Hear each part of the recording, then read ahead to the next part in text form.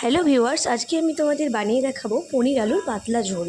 এটা সহজাচল হয়েই থাকে বাড়িতে। যাই হোক, এখানে পনিরগুলোকে টুকরো টুকরো করে কেটে নিয়েছি। এরপর আলুগুলোকে চৌকো চৌকো করে কেটে নিয়েছি। যেটা লাগছে পেস্টের জন্য বিশেষ কিছু লাগবে না, আদা রসুন এবং কাঁচা লঙ্কা। তোমরা চাইলে হলুদগুলোকে পনিরের মধ্যে মাখিয়ে নিয়েছি। তোমরা কালারের জন্য কাশ্মীরি লঙ্কা ইউজ করতে পারো, যেটা আমি করি না। এরপর পনিরগুলোকে ভালো মতো ভেজে নেবে। আঁচটা একটু অল্প রাখবে, যাতে এগুলো গায়ে না লেগে যায়। ভালো মতো লাল লাল করে ভেজে নিতে হবে। দেখো, এক পিঠ উল্টে দিয়েছি আমি, লাল লাল মতো ভাজা হয়ে গেছে। এবার যে পেস্টটা আমি বানানোর ছিল ওটা বানিয়ে নিলাম মিক্সারে, আদা রসুন ও কাঁচা লঙ্কার পেস্ট।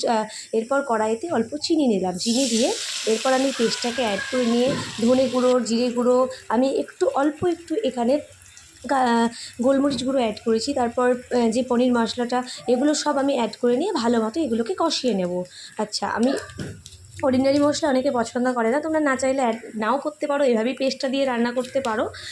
আচ্ছা, তারপর এটাকে ভালো মতো কষিয়ে নিতে হবে। স্বাদ মতো হলুদ, লবণ সব কিছু অ্যাড করে যতক্ষণে একটু তেল ছাড়ছে ততক্ষণ পর্যন্ত এটাকে কষিয়ে নিতে হবে। দেখো, অল্প অল্প তেল ছাড়তে শুরু করেছে। আমি এখানে একটু টমেটো সস ইউজ করেছি, তোমরা চাইলে কাঁচা টমেটো ইউজ করতে পারো। অল্প একটু তেল অ্যাড করে নিলাম।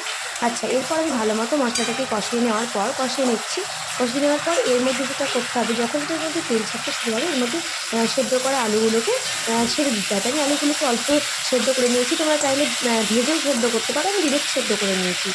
এরপর সুন্দর মতো কষা হয়ে গেলে এর মধ্যে পরিমাপ মতো জল দিয়ে দিতে হবে। পরিমাপ মতো জল দিয়ে, আমি যেহেতু একটু ঝোল ঝোল বানাবো তাই জলটা একটু বেশি অ্যাড করেছি। এরপর পনিরগুলোকে ছেড়ে দিয়ে একটু ফুটতে দিতে হবে। এটাকে ঢেকে দিতে হবে 10 মিনিট মতো।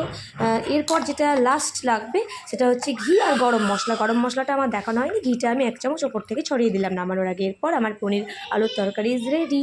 কেমন হয়েছে কমেন্ট বক্সে অবশ্যই জানিও। ভালো লাগলে চ্যানেলটিকে সাবস্ক্রাইব করে দিও।